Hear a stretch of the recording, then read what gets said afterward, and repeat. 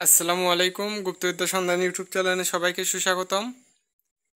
বশীকরণ মন্ত্র, এই মন্ত্রটা দিয়ে 1000 কাজ করতে পারবেন।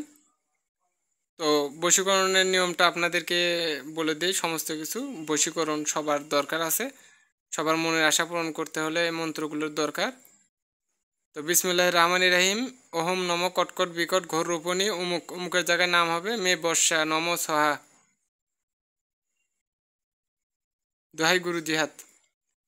সর্বপ্রথম এই মন্ত্রকে 1001 বার জপ করে সিদ্ধি করে নিতে হবে। রবিবার দিন এই মন্ত্র ভাতের ওপর 21 বার পাঠ করে 21টি ফুঁক দিবেন, অথবা ভাতগুলো নিজে খেয়ে নেবেন। ভাত খাওয়ার সময় যাহাকে বশ করিতে চান তার নাম ও তার মায়ের নাম নিতে হবে। 3 সপ্তাহে 3 দিন এ কাজ করলে সে ব্যক্তি বশীভূত হবে। অবশ্যই অমাবস্যা পূর্ণিমাতে কাজ করবেন, নয়তো শনিবার মঙ্গলবার।